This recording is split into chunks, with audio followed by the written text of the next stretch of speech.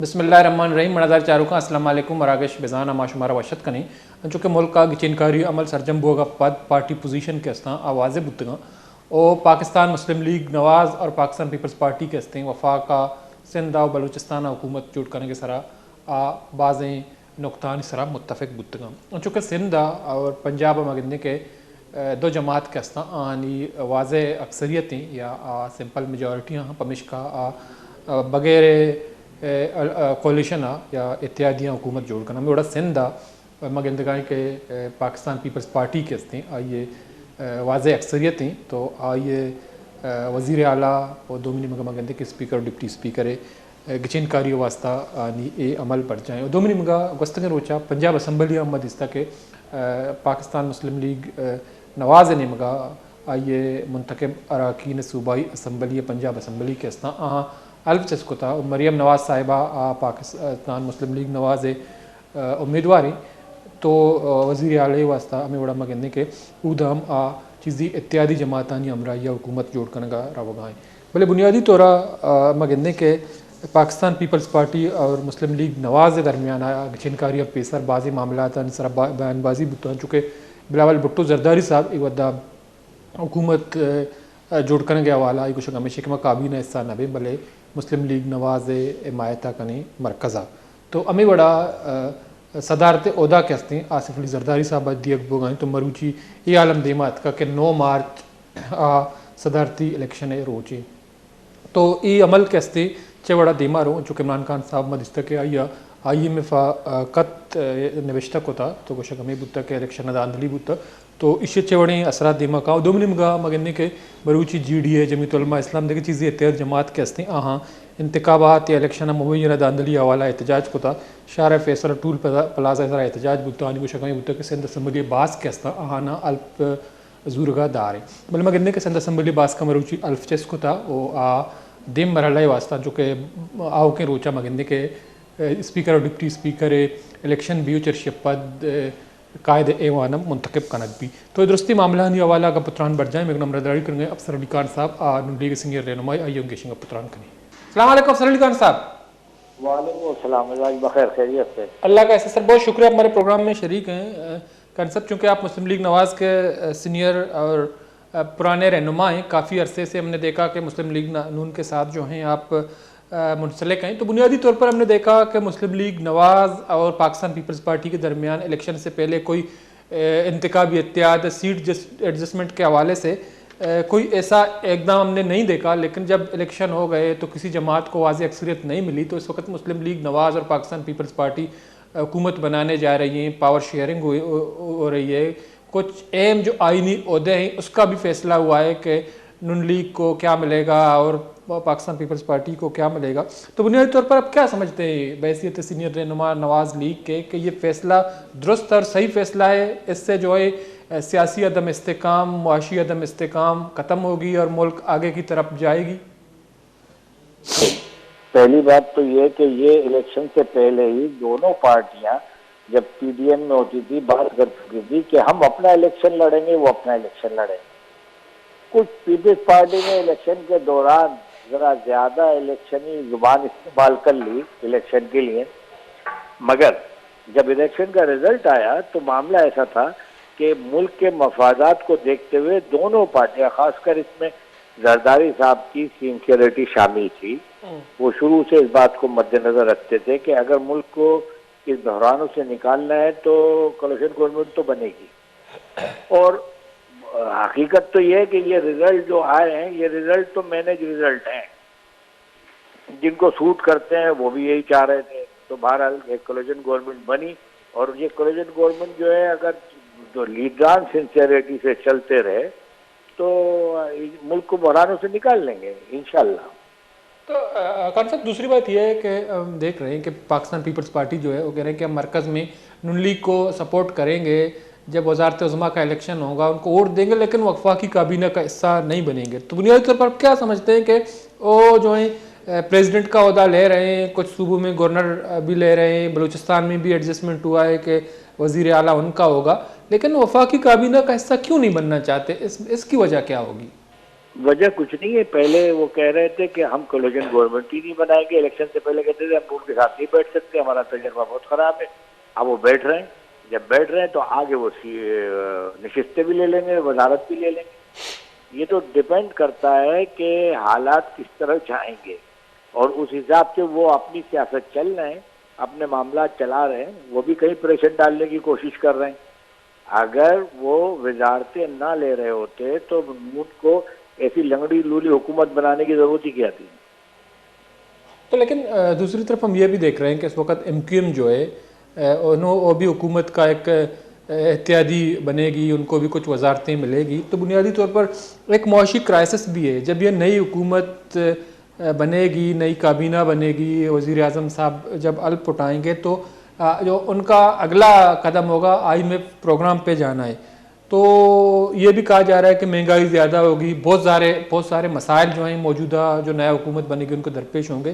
تو کیا ایک وجہ یہ نہیں ہے کہ وہ بعد میں جب اگلا الیکشن ہوگا یا ایک انتخابی عمل شروع ہوگا 2.5-3 سال بعد, جب سیاسی جماعتیں الیکشن کی طرف جانے کی کوشش کریں گے, تو پھر یہ تاثر دی جائے گی پاکستان پیپلز پارٹی کی طرف سے اگر آج ملک بحران کا شکار ہے معاشی اور سیاسی, تو اب حکومت کے حصہ نہیں تھے. تو آپ نہیں سمجھتے ایسا کوئی تاثر پیپلز پارٹی کی طرف سے آئے گا آنے والے وقت میں, اور سارا ملبہ نون لیگ پہ ڈالا جائے گا؟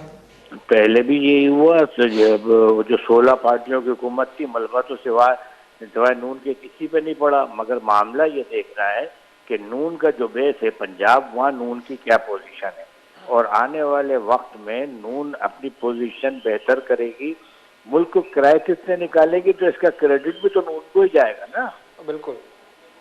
جبکہ اگر کہ ان کے پاس کوئی نہ کوئی ایسا فارمولا ہوگا کہ وہ سمجھتے ہیں کہ ہم ملک کو کرائسس سے نکال سکتے ہیں, جبھی تو حکومت لیے, ورنہ اپنے آپ کو تباہ کرنے کے لیے حکومت لینے کا کیا جواز تھا؟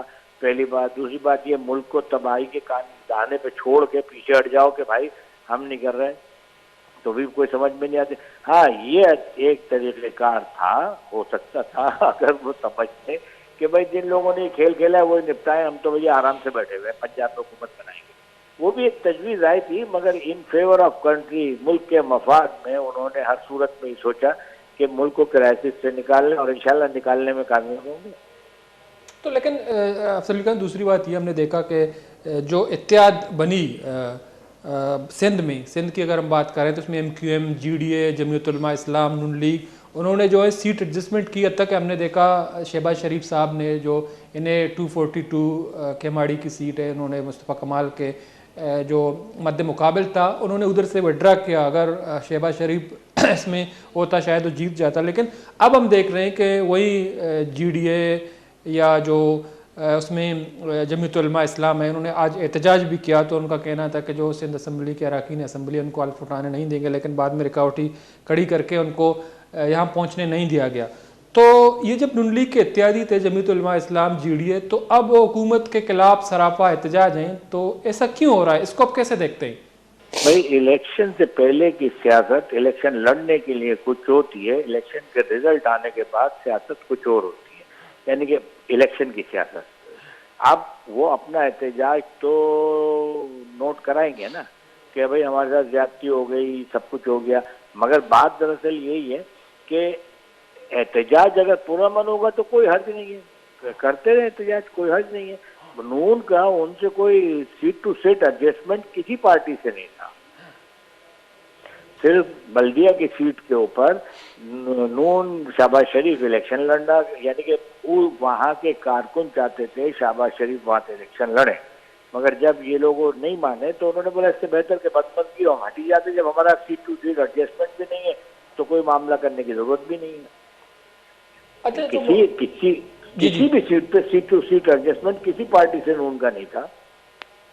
تو قاری صاحب دوسری بات یہ ہے کہ جو مولانا فضل الرحمان صاحب جو ہیں وہ JUI فے کے سربراہ ہیں. تو ہم نے دیکھا کہ یہ دوسری الیکشن ہے, وہ اپنے حلقے سے ڈیرہ اسماعیل خان سے جو ہیں PTI کے سامنے جو ہار رہے ہیں. اس الیکشن میں بھی ہار گیا, 2018 میں بھی گنڈاپور نے اس کو شکست دی.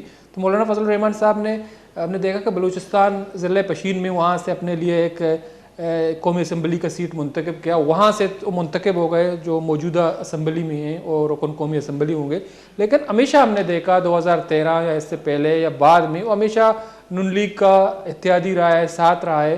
لیکن اس دفعہ انہوں نے ایک ایسی اسٹیٹمنٹ دے دی کہ جو 2022 10 اپریل میں پی ٹی آئی کے خلاف تحریک عدم اعتماد لائی گئی تھی, تو اس میں جنرل فیض اور جنرل باجوہ کے کہنے پہ لائی گئی. تو اس کے بعد ایسا لگ رہا تھا کہ وہ پی ٹی آئی کے کیمپ پہ جائیں گے, وہاں سے پی ٹی آئی کے ساتھ حکومت بنائے گی کے پی کے میں, لیکن ایسا نہیں ہوا. تو مولانا فضل الرحمان صاحب کے اس عمل کو آپ کیسے دیکھتے ہیں؟ انہوں نے یہ ایسا کیوں کیا؟ کیونکہ کافی قریب تھا مسلم لیگ نواز کے, ان کو اہم منسٹری دی گئی 2013 کے الیکشن کے بعد, اور اس کے بعد 2022 میں جب تحریک عدم اعتماد لائی گئی. تو یہ اس کے بعد ہم نے دیکھا کہ انہوں نے کہا کہ بلوچستان حکومت میں ہمیں شامل کریں, نون لیگ نے اعتراض کیا. یہ کیسے ہوا؟